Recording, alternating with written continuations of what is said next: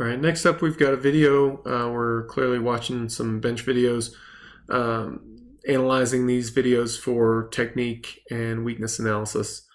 Our lifter here has been having some trouble making progress on his bench. So I've been through these videos a couple times now.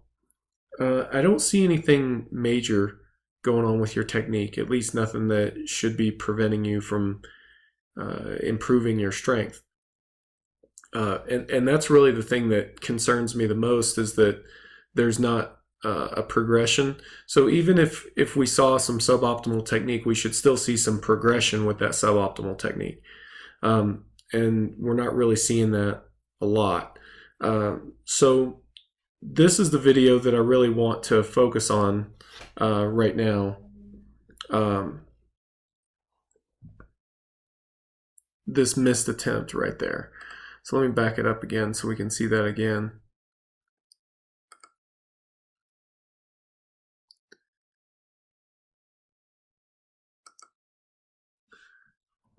So the surprising thing to me was that you seem like you're more of a grinder type lifter, just from the look of things.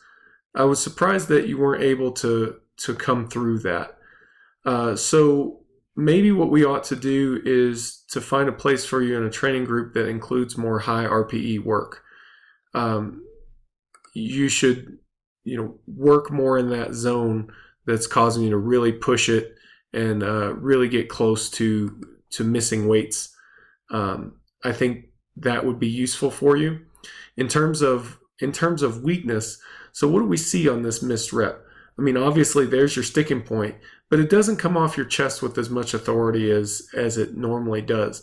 And that leads me to think that, while you come off your chest well in most of these videos, and I wouldn't be able to tell this without kind of putting it in some frame-by-frame software, but that's okay. What I'm seeing is that the bar comes off your chest well, but then relatively close to your chest, you start to lose bar speed. And then when you get to about here, that's where all the bar speed's gone. So what we need is to start improving force production from about 5 centimeters off your chest. So like a one board press level. So what can we do to help that? Well, the pause benches are good. You may want to try some 3-count pause benches as opposed to the 2-count pause benches. And the chest level pin pressing is good. Some other things that you might want to try are like a shallow incline bench and even an incline pin press. I think both of those things would be good for you in terms of helping you to develop force production in that zone. Also consider doing some one board pressing. When you do one board pressing, so that would take the place of whatever overload work you have in your program. So if you have floor press or 2-board press or slingshot bench or anything like that, you could sub that out with some one board pressing. And what you would do is you bring the bar down.